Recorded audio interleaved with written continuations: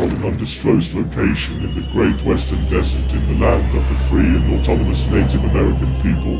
The 2024 presidential campaign in it's time to return all US land back to their rights owners. This is the Ben Zion Podcast. Techno-Communism will win. Well, welcome back to the Techno-Communism show. I'm going to talk about I'm a Virgo, a television series that you can watch on Amazon Prime.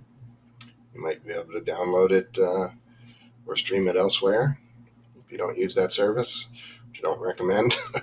It's Prime Day, coincidentally.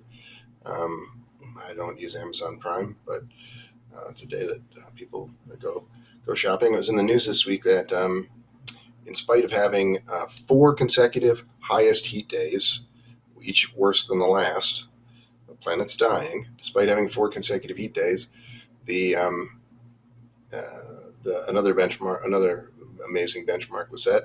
The most international shipping that had ever occurred this week. So that's to say, people are not tamping down their consumerism. They're not stopping doing these bad things that are killing the planet. They're doing them as much or more. This is the world of hypercapitalism. All of this rests pretty firmly at the feet of the fascist West and the fascist USA that have forced the rest of the world to accept this kind of behavior and done violence to those who would not do it. But I digress. I'm going to talk about Boots Riley's show, I'm a Virgo. Even though it is on Amazon Prime, Boots Riley is communist, and the show is a situation comedy, and it's very engaging. It's been called a superhero story, and that seems to be how the trades and things are mostly reading this. If it were more of a superhero story, I think I probably would have liked it less. I did enjoy it a lot. But the main reason that I would recommend it to you or to anyone is that it has distinct Marxist messaging. And, you say, oh, that sounds a little boring. Okay, well, planet's dying, right? And you can say, oh, I don't want to engage with people on the right or the left. I just want to live my life. But people on the right are responsible for killing the planet and will continue to kill the planet, and they control the country in which you live, unless you live in maybe 7 or 8 countries outside of the white Western world. And I'm assuming if you're watching this program, you're probably an English speaker, so that might not be the case. On the other hand, communists, people who you also want to fear or ignore, are the only people who have ever been in a position to stop elitists from destroying the environment. The only people who have ever stepped outside of that system of doing violence to human beings, doing violence to our Mother Earth. The only people who have ever done that. So willing to fight for what is right.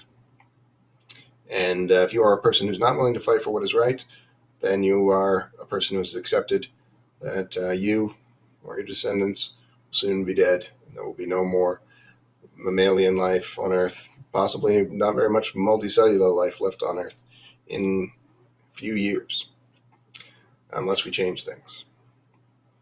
And I'm a Virgo has that precise messaging. It actually does.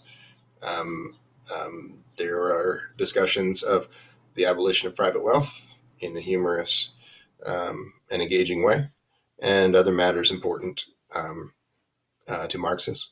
So I would recommend this show to folks who maybe haven't gotten around to reading the major works of Marxist-Leninism or other important works along these lines. It's some of the conversations on this program about Marxist tech accelerationism. They kind of require that you've already had at least crash course in some other things,